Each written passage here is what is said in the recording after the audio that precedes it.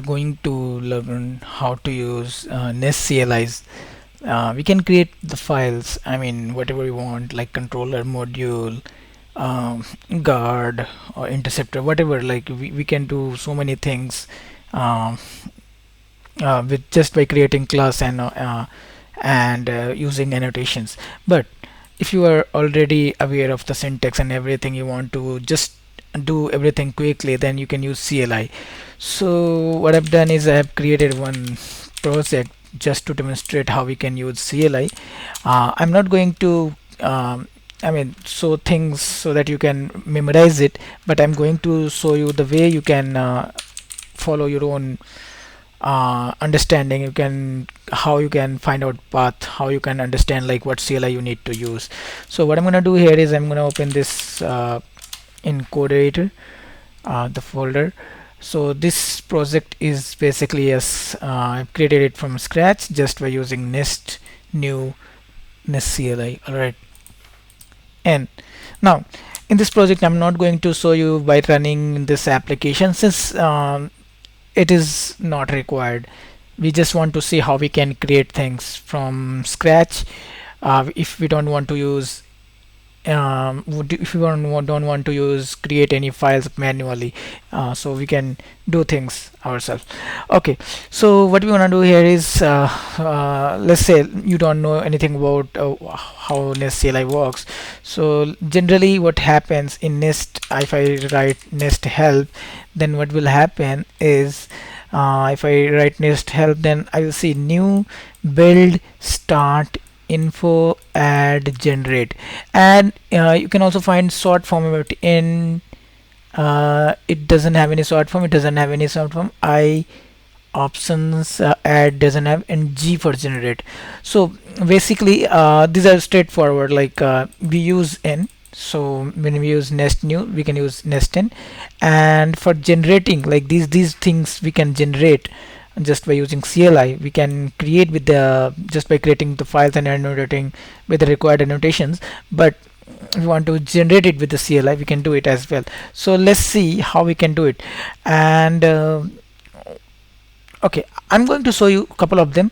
Some of them you can try it yourself, but yeah, I'm going to show you a couple of them. Let's see how you can create controller. So let's do one thing. Let's start with the module first. So we have module, and I will mostly use alias.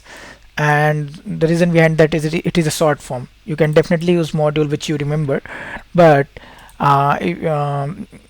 you know this by word. But if you want to use short form, then you can definitely follow and refer to this table.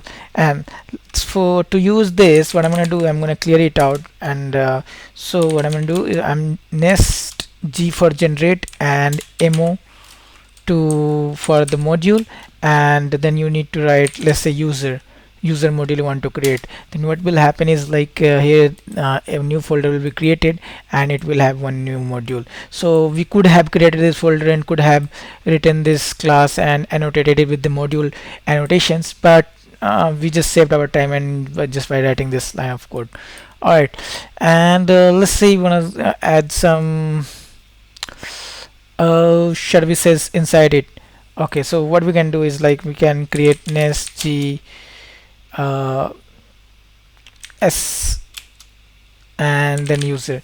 So how it works, like it follows the pattern G for generate, S for service. So how did I know like I need to use S for service? So if you do nest G help, then you can see for service we have S, right? We have S. So nest G S, and what I'm gonna do, I'm gonna write the module name. So either you can use this way, either you can pass path. So if it finds just the module name, the first word, then it creates the service as well with the same name. So let's try to do it. Okay, now let's say if I don't want to create the spec file, and just want to create my service file, then what you can do, you can just write it this way: ngs user double no spec.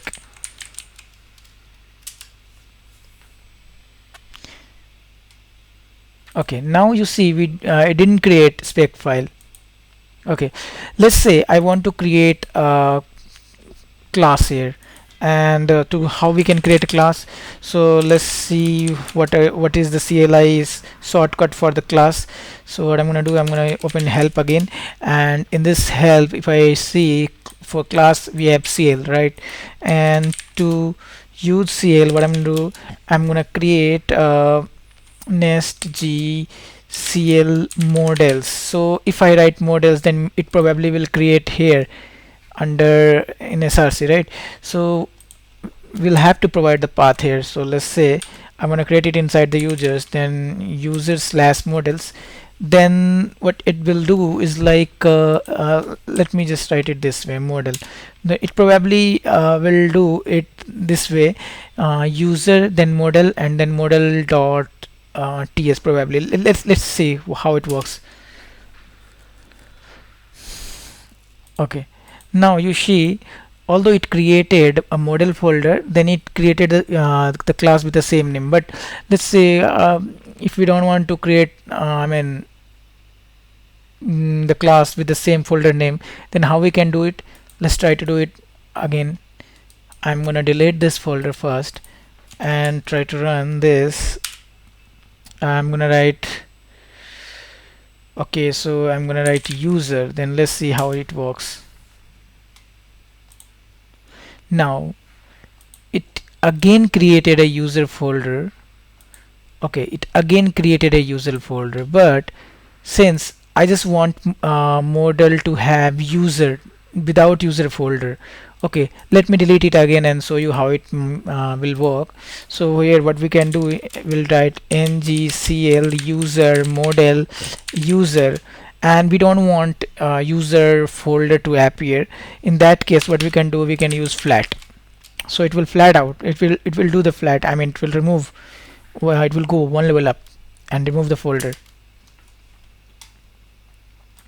Now you see we don't have any user folder here. It is directly created inside it.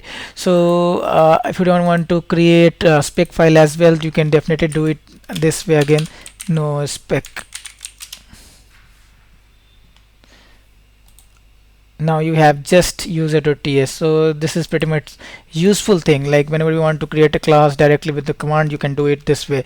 Nest g help, let me show you a few of them, and definitely you can try other stuffs like application which is related to microservice, and generate a library in monorepo. When you will create monorepo, you can create a library. Middleware, you can create pipe, resource. So resource is kind of like it generates the CRUD resources, like it will be have controller service and everything. So you will have all the APIs endpoints created. So this is for GraphQL, and you can try it out. But most of the most common thing is controller, decorators, I believe, guard, interceptor, interface, middlewares, module definitely, and pipe, provider declaration, and service. So you can try it out, and I will try to create videos on each one of them. Like we already know like how we create class, we how to create controller, we'll use CO, and how we use we can create guard as well. Let's say we want to create guard, so definitely I want to create guard, like for guard we use GU, so we can do this one: ngg, let me clear it first, in nest g gu. Then we want to create let's say what guard, auth guard, or we can create something like login flat, then try to see how it works. Spec. So it created directly inside here login guard, but if you want to create it inside I mean a folder, then you can pass guard slash login. So what I'm saying here is like if I delete it, we can do this when ggu guards slash login, then I will flat it out, and then I will do no spec. Now I will have a folder here, guards, and I have login. Okay, similarly like this guard is I mean implementing it from can activate, and it returns true false. Based on that, API will be activated. Okay, I mean controller will be activated. I mean you can definitely explore about it. Apart from this, there are so many other things. I'll try to make tutorial on each one of them. Till then, thanks for watching. Have a nice day.